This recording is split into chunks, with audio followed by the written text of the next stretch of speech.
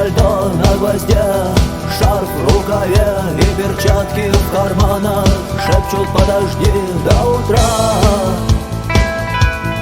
до утра. Но странный стук зовет в дорогу.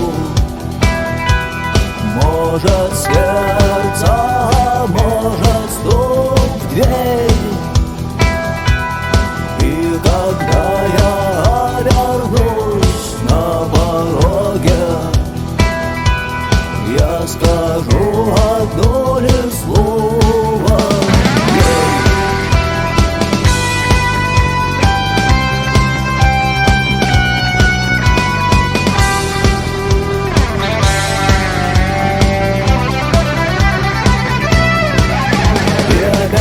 вокзал, и опять к поездам, и опять проводник выдаст белье и чай.